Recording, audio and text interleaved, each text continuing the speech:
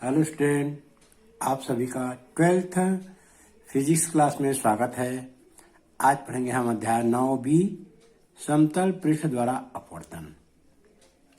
आज का टॉपिक है पूर्ण आंतरिक परावर्तन। पूर्ण आंतरिक परावर्तन तो हम सभी जानते हैं।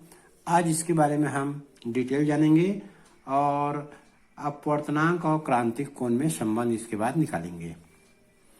चलिए देखते हैं पूर्ण आंतरिक परावर्तन होता क्या है। हम जानते हैं जब प्रकाश किरण सघन माध्यम से विरल माध्यम में प्रवेश करती है तो वह अभिलंब से दूर हट जाती है। हम जानते हैं कि जब प्रकाश किरण सघन माध्यम से विरल माध्यम में प्रवेश करती है तो वह अभिलंब से दूर हट जाती है। इस स्थिति में अपतन कोण का मान अपवर्तन कोण से कम होता है। चलिए देखते हैं चित्र में। ये पहला चित्र देखें, सघन माध्यम नीचे और ऊपर में जो है वो विरल माध्यम है। तो सघन माध्यम में प्रकाश किरण सघन माध्यम से विरल माध्यम में प्रवेश करती है तो जो अपवर्तित किरण है अभिलंब से दूर हो जाती है। mn अभिलंब है और ये जो किरण है ये अभिलंब से दूर हट जाती है। देखिए पहला चित्र। इसके बाद हम यहाँ देखें दूसरा चित्र इसी का। यदि हम थोड़ा सा आपतन कोण का मान बढ़ा देते हैं तो अभिलंब से जो अपवर्तित किरण बहुत ज्यादा हट जाती है। देखिए अपवर्तन कोण बहुत ज्यादा बन गया। फिर आगे और देखते हैं। जैसे जैसे हम देखिए आपतन कोण का मान बढ़ा दिए यहाँ पर तो ये जो प्रकाश किरण है ये दोनों माध्यम को अलग करने वाली पृष्ठ से होकर जाने लगती है। और यदि आपतन कोण के मान को और बढ़ा दिया जाए तो अपवर्तित किरण जो है वो पहले माध्यम में वापस लौट आती है, वो परावर्तित किरण कहलाती है। और यहाँ पर जो कोण बनता है आपतन कोण, यदि आपतन कोण ऐसा हो जिसके लिए जो अपवर्तित किरण है पहले माध्यम में वापस लौट आती है तो इस घटना को कहते हैं पूर्ण आंतरिक परावर्तन।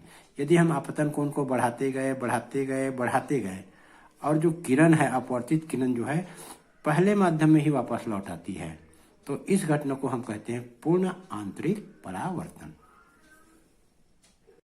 चलिए आगे इसी के बारे में पढ़ते हैं। चित्र यहाँ पर दिया हुआ है। ये आपतित किरण AO और OB जो है अपवर्तित किरण है।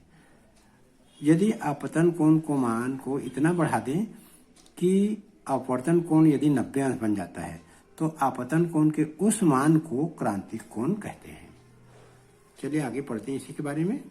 यदि आपतन कोण के मान को क्रमशः बढ़ाते जाएं तो अपवर्तन कोण का मान भी बढ़ते जाता है।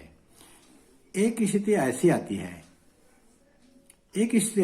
है कि जब आपतन कोण के एक विशेष मान के लिए अपवर्तन कोण का मान 90 अंश के बराबर होता है। अभी चित्र में देख रहे थे आपतन कोण के एक विशेष मान के लिए अपवर्तन कोण हो जाता है 90 अंश और प्रकाश किरण अंतरा पृष्ठ के समांतर चली जाती है।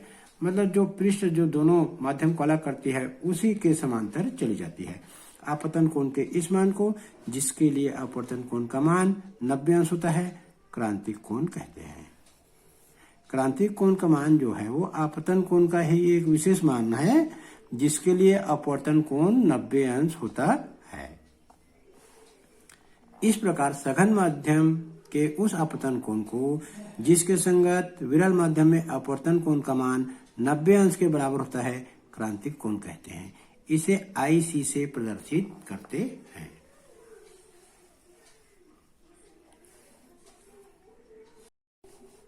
जब प्रकाश किरण सघन माध्यम से विरल माध्यम में प्रवेश करती है और आपतन कोण का मान क्रांतिक कोण के मान से अधिक होता है तो प्रकाश किरण परावर्तन के नियमों का पालन करती हुई उसी माध्यम में परावर्तित हो जाती है। इस परिघटना को पूर्ण आंतरिक परावर्तन कहते हैं। ये पूर्ण आंतरिक परावर्तन का परिभाषा है। और अब हम देखेंगे पूर्ण आंतरिक परावर्तन के लिए आवश्यक शर्तें। पूर्ण आंतरिक परावर्तन के लिए 2 आवश्यक शर्तें हैं। पेपर में पूछा जाता है, इसको ध्यान से पढ़ेंगे। पहला, प्रकाश किरण को सघन माध्यम से विरल माध्यम में जाना चाहिए। पूर्ण आंतरिक परावर्तन की घटना के लिए ये बिल्कुल जरूरी है कि प्रकाश किरण सघन माध्यम से विरल माध्यम में ही जाना चाहिए। दूसरा, आपतन कोण के मान को माध्यम के जोड़े के क्रांतिक कोण के मान से अधिक होना चाहिए। आपतन कोण जो है वो क्रांतिक कोण से अधिक होना चाहिए, तभी पूर्ण आंतरिक परावर्तन की घटना होगी। अब हम पढ़ेंगे अपवर्तनांक तथा क्रांतिक कोण में संबंध। अपवर्तनांक तथा क्रांतिक कोण में संबंध। क्रांतिक कोण एक आपतन कोण ही होता है, जिसके लिए अपवर्तन कोण का मान 90 अंश होता है। चित्र में देखेंगे, यहाँ पर ये सघन माध्यम है और विरल माध्यम। सघन माध्यम और विरल माध्यम को विभाजित करने वाली ये पृष्ठ है और ये आपतित किरण AO और ये अभिलंब है MN। अभिलंब से कोण बनाते हुए आपतित किरण यहाँ खींचा गया है AO। और यदि आपतित किरण के लिए हम आपतन कोण के मान को इस प्रकार व्यवस्थित करते हैं कि अपवर्तन कोण का मान 90 अंश होता है, तो ये आपतन कोण को क्रांतिक कोण कहते हैं। अब चलिए क्रांतिक कोण और अपवर्तनांक में संबंध देखते हैं। मान लो कोई प्रकाश किरण सघन माध्यम से विरल माध्यम में प्रवेश करती है। सघन माध्यम में आपतन कोण I, विरल माध्यम में अपवर्तन कोण R है। तो स्नेल के नियम से, स्नेल का नियम कहता है आपतन कोण की ज्या और अपवर्तन कोण की ज्या का अनुपात एक नियतांक के बराबर होता है, जिसे अपवर्तनांक कहते हैं। W म्यू एयर, सघन माध्यम में हमने जल को लिया है और विरल माध्यम में वायु को, तो ये समीकरण हो जाएगा W mu A equal to sine I upon sine R, समीकरण नंबर 1। अब यदि हमने मान लिया कि जो आपतन कोण है वो क्रांतिक कोण के बराबर है, तो R अपवर्तन कोण 90 अंश होना चाहिए। जब अपवर्तन कोण 90 अंश होता है तो आपतन कोण को क्रांतिक कोण कहते हैं। I बराबर IC, तो R बराबर 90। समीकरण 1 में यहाँ मान रख देंगे, I का मान IC और R का मान 90। यहाँ लिखेंगे समीकरण 1 में मान रखने पर, समीकरण 1 में मान रखने पर, समीकरण 1 में मान रख देंगे तो ये हो जाएगा W mu A equal to sine IC बटे साइन 90, साइन 90 रख देंगे। अब हम लोग साइन 90 का मान जानते हैं 1 होता है, यहां लिखेंगे क्योंकि साइन 90 का मान 1 होता है, तो साइन 90 को यहाँ पर 1 रख देंगे तो क्या हो जाएगा, ये जो हो जाएगा समीकरण W mu A equal to sine IC, W mu equal to sine IC, समीकरण नंबर 2। ये जो समीकरण 2 है यही क्रांतिक कोण और अपवर्तनांक में संबंध है। चाहे तो इस समीकरण को हम और आगे बढ़ा सकते हैं। चलिए थोड़ा आगे बढ़ा देते हैं। हम लोग जानते हैं कि W म्यू ए बराबर होता है 1 upon A mu W। W mu A equal to 1 upon A mu W।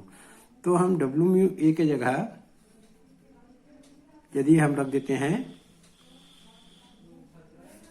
1 upon A mu W, तो समीकरण कैसा हो जाएगा, समीकरण 2 इस प्रकार हो जाएगा 1 अपान A म्यू W बराबर साइन IC हो जाएगा।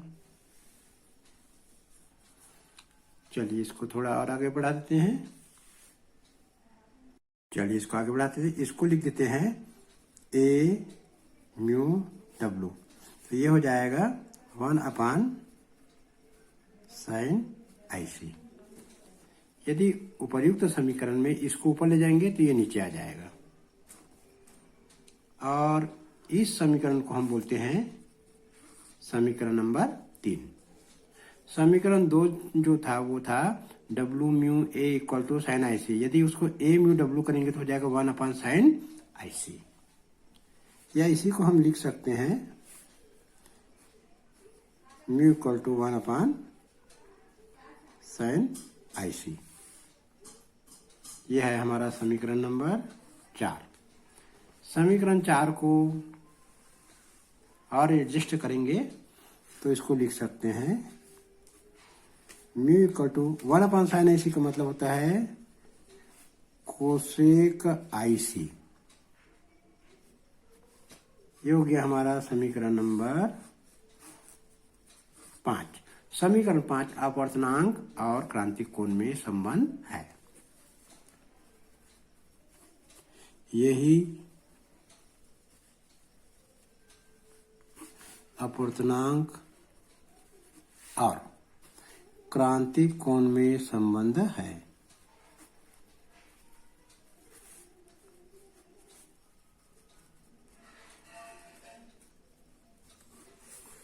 तो ये हमारा 3 नंबर का प्रश्न हो गया। अपवर्तनांक और क्रांतिक कोण में संबंध स्थापित कीजिए। Mu equal to cosec IC।